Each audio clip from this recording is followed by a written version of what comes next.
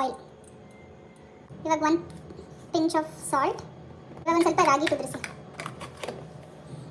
ಸ್ವಲ್ಪ ಸಿಮ್ಮಲ್ಲಿಡೋಣ. ಕುದಿರಿಸ್ಬಿಟ್ಟು ಸ್ವಲ್ಪ ಕದ್ರಬೇಕು. ಕದ್ರಿ ಇವಾಗ ಇದು ಫುಲ್ ಬಾಯ್ಲಿಂಗ್ ಬರಬೇಕು. ಈ ಥರ ಬಾಯ್ಲ್ ಆಗ್ತಾ ಶುರುವಾಗುತ್ತೆ. ಚೆನ್ನಾಗಿ ಬಾಯ್ಲ್ ಆಗಬೇಕು ವಾಟರ್.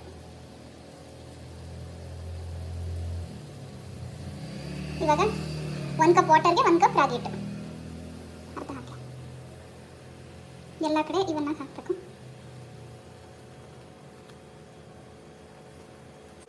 ಇದನ್ನ ಇವಾಗ ಮುಚ್ಚೋಣ. ಮೊಬೈಲ್ ಸ್ವಲ್ಪ ಬೇಯ್ಕೊಳ್ಳಿ. ಫುಲ್ ಮುಚ್ಚಬೇಡಿ, ಒಂಚೂರು ಗಾಳಿ ಬಿಡಿ, ಇಲ್ಲಾಂದ್ರೆ ಉಕ್ಕೋ ಚಾನ್ಸಸ್ ಇರುತ್ತೆ. ಒಂದು ಸ್ವಲ್ಪ ಇವಾಗ ಇದೊಂದು 2 ಮಿನಿಟ್ಸ್ ಬಾಯ್ಲ್ ಆದಮೇಲೆ ಸಾಕು. 2 ಮಿನಿಟ್ಸ್. ಇವಾಗ ಇದನ್ನು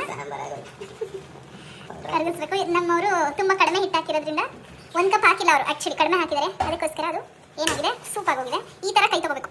ಓಕೆ, ಹಿಂಗೆ ತಿರುಗ್ತಾ ಇರಬೇಕು. ಸಾಕಾಗುತ್ತೆ. ತೆಳು ಬೇಕಾದರೆ ಕಡಿಮೆ ಹಿಟ್ಟು ಹಾಕೋಬೇಕು, ಗಟ್ಟಿ ಬೇಕಾದರೆ ಇದನ್ನು ಇವಾಗ ಗಂಟು ಹೊಡ್ಕೋಬೇಕು ನೀಟಾಗಿ. ಇದರಲ್ಲಿ ಹೇಳ್ಕೊಡ್ತಾರೆ ಅವರೀಗ ಹೇಗೆ ಗಂಟು ಹೊಡಿಯೋದು ಅಂತ. ಈ ಥರ ಸ್ವಲ್ಪನೇ ತೊಗೊಂಡು ಗಂಟು ಹೊಡ್ಕೋಬೇಕು. ನೀರು ಬೇಕಂದರೆ ಒಂದು ಸ್ವಲ್ಪ ನೀರು ಹಾಕೋಬೋದು, ಹಿಟ್ಟು ಬೇಕಂದರೆ ಸ್ವಲ್ಪ ಹಿಟ್ಟು ಹಾಕೋಬೋದು ಅಷ್ಟೇ. ಕಡಿಮೆ ಉಡಿ ಮಾಡ್ಕೊಂಬಿಡಿ ಈಗ, full less. Okay, 1 minute full ಇದು ಗಂಟು ಹೊಡ್ಕೋಬೇಕು.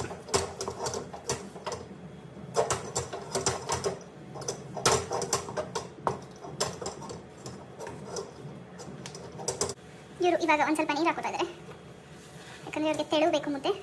ಸೊ ಇವಾಗ ಇದನ್ನು ಕನ್ಸಿಸ್ಟೆನ್ಸಿ ಕೂಡ ತೋರಿಸ್ತೀವಿ, ನೋಡ್ತಾ ಇರಿ.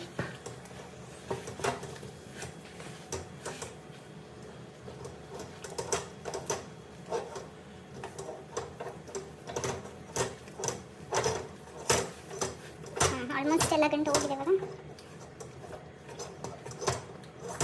ಇದರಲ್ಲೇ ಈ ಬಾಣಲಿ ಸುತ್ತ ಇರುವಂಥ ಹಿಟ್ಟು ಅಥವಾ ಏನಿದೆ ಅದನ್ನು ನಾವು ತಗೋಬೇಕು.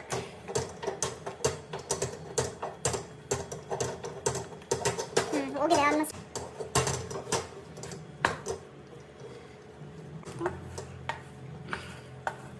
ಇವಾಗ ಇದು ನೋಡಿ ಅಂಟ್ತಾ ಇಲ್ಲ ಅಂದರೆ ಆ್ಯಕ್ಚುಲಿ ಎಷ್ಟು ತಿನ್ಬೋದು, ಇಲ್ಲ ಅಂಟ್ತಿದೆ ಅಂದರೆ ಇನ್ನೊಂದು 30 ಸೆಕೆಂಡ್ಸ್ ಬೇಯಿಸ್ಬೋದು. ಸೊ ಇವಾಗ ಇದು ಫುಲ್ ಬೆಂದಿದೆ ಆಯಿತಾ. ಸೊ ನಾನೀಗ ಸ್ಟವ್ ಆಫ್ ಮಾಡ್ತಾ ಇದ್ದೀನಿ. ಇದನ್ನು ಇವಾಗ ಒಂದು ಶೇಪ್ ತರಿಸ್ತಾರೆ ನೋಡಿ.